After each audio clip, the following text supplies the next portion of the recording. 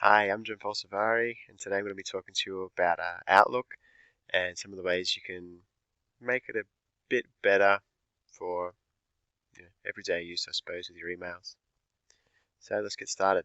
First thing I want to talk to you about is the notifications. Particularly for teachers, if you've got notifications turned on, you get an email and your screen's projecting, an email will pop up in the bottom right-hand corner here, and it could be something that you want to keep private. It could be, Johnny's lost his banana and he's a bit upset in the yard. And Johnny might get teased by the students if they see that email pop up on the teacher's screen while the teacher's showing something else. So the way to stop that is you go File, Options. We go down to Mail. We scroll down.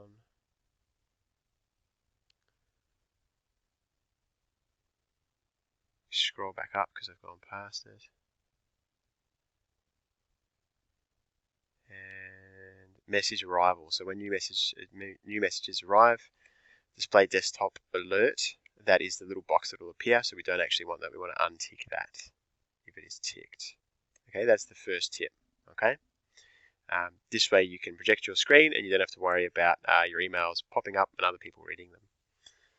Now the next tip is your Outlook view. So I've got some emails put in here. They're all just for me. They're all just a bit silly. Just so, again, for privacy, you're not reading my emails. So the way to change your email, the way it's set up,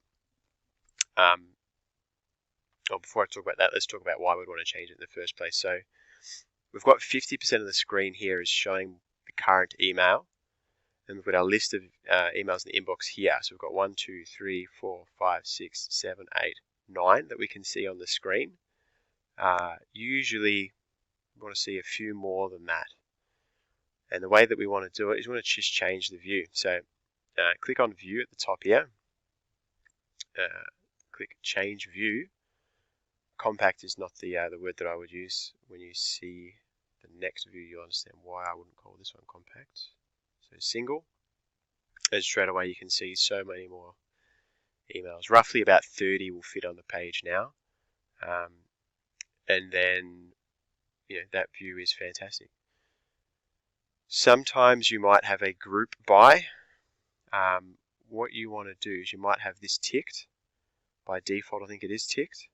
And you might get something like date last month, last week, Monday, Tuesday, etc. I like turning that off. Again, I don't find that particularly helpful. It just gives me more space to work with. So view settings, group by, and we turn off that automatically group according to arrangement. Okay, then we can go through and we can start removing some of these columns if it's not something that we really use. So for example, this categories, I don't really use that, so I might just remove that column. And again, you've got a bit more room here, so if someone sends a longer subject, you can read it. Okay, you can click and drag some of these. The received, you might want to see a little bit more there. From, you can't really see my first name. Oh, they're from John. Oh, okay, yep. Now we can see first name and last name.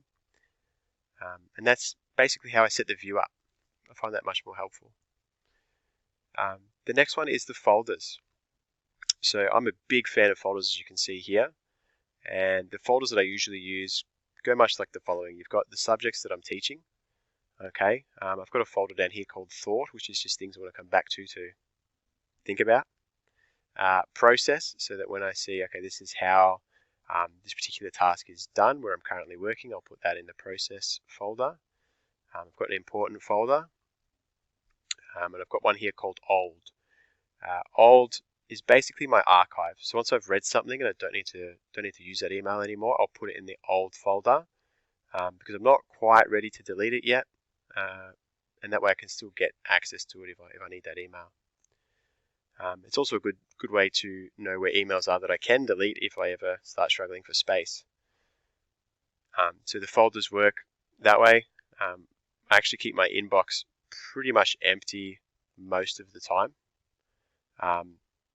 All these emails are just fake emails, so I can actually just pop those into the Old.